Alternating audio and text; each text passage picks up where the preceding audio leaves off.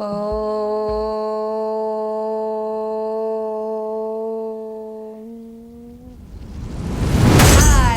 Narayan. What made you remember me today, dear Miku? Narayan Narayan. प्रभु आप भी English?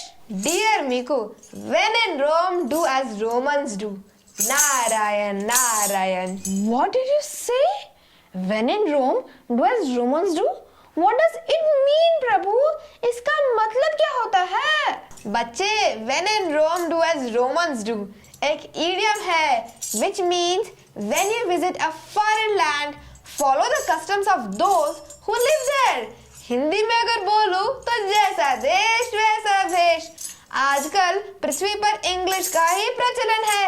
वैसे तो मैं आसमान पर ही विचरण करता हूँ, पर अभी तो मैं पृथ्वी में हूँ ना, तो इंग्लिश तो बोलना पड़ेगा. जैसा देश वैसा भेष.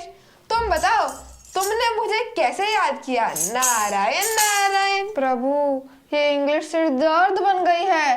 कैसे सीखूं? Please help me out. Don't worry, I will teach you this language from the scratch. Narayan Narayan. प्रभु मैं सेंटेंस, क्लॉज और फ्रेज में बहुत कंफ्यूज हूँ. किसी से पूछो सेंटेंस क्या है, ग्रुप ऑफ वर्ड्स. क्लॉज क्या है, ग्रुप ऑफ वर्ड्स. फ्रेज क्या है, group of words.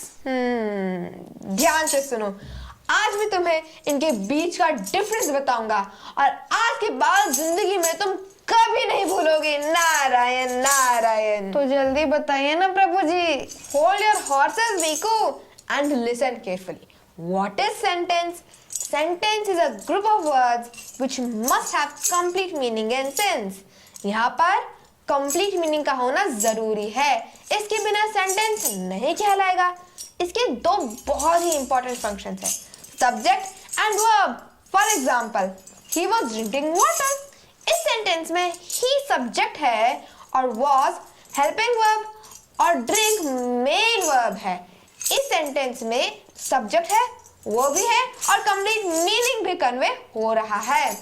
Always remember, बिना सब्जेक्ट और वर्ब के सेंटेंस नहीं बनता. Now clause. Clause is a group of words which may और may not have complete meaning and sense. मतलब क्लॉज में कंप्लीट मीनिंग और सेंस हो भी सकता है और नहीं भी, बट क्लॉज में वर्ब का होना जरूरी है. सब्जेक्ट हो या ना हो, लेकिन वर्ब का होना जरूरी है. For example, when I entered, he was drinking water. मतलब जब मैंने प्रवेश किया तो वो पानी पी रहा था. इस सेंटेंस के दो पार्ट्स हैं. एक when I entered, दूसरा he was drinking water. इस सेंटेंस में दो क्लॉज है. इसका मेन पार्ट कौन सा है जो कि मेन इंफॉर्मेशन दे रहा है? प्रभु इसका मेन पार्ट है he was drinking water. बिल्कुल सही कहा तुमने.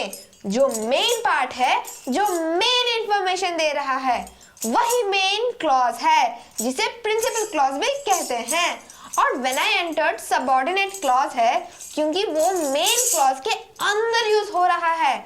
मिकू याद रहे, मेन क्लॉज को इंडिपेंडेंट क्लॉज भी कहते हैं और सबऑर्डिनेट क्लॉज को डिपेंडेंट क्लॉज भी कहते हैं. अगर उसको अलग लिख लिया जाए तो वो कंप्लीट मीनिंग और सेंस नहीं देगा.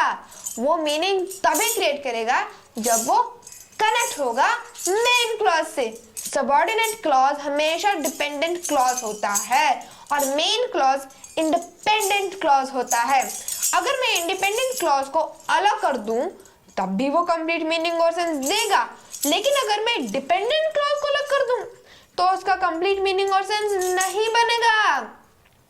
अगर मैं बोलूं when I entered, but where? इसका कंप्लीट मीनिंग और सेंस नहीं निकल रहा है. बट मैं अगर बोलूं he was drinking water, इसका कंप्लीट मीनिंग और सेंस है. अब ध्यान दो, इसके डेफिनेशन पर मैंने क्या कहा? Clause is a group of words. ध्यान से देखो, ये ग्रुप ऑफ वर्ड्स है और ये भी ग्रुप ऑफ वर्ड्स है, but may have complete meaning and sense and may not have complete meaning and sense. But both the clauses have verbs. Dependent clause में भी verb है और independent clause में भी verb है.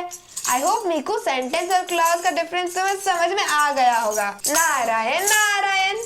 हाँ प्रभु जी, मुझे समझ में आ गया है कि सेंटेंस और क्लॉज में क्या डिफरेंस है।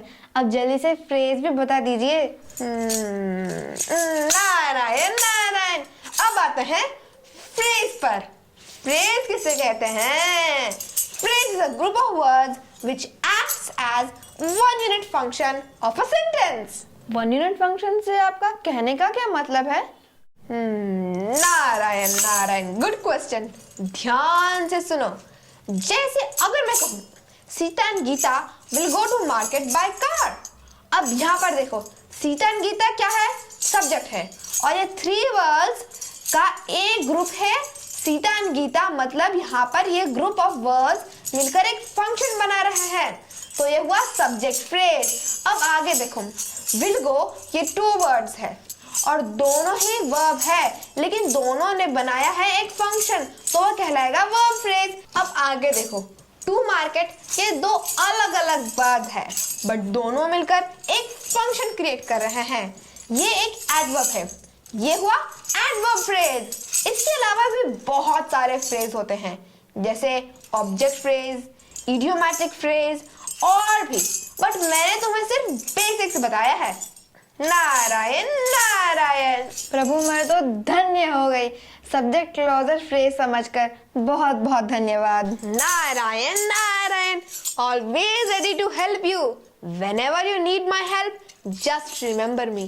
And always remember, do not afraid of going slowly, but be afraid only of standing still.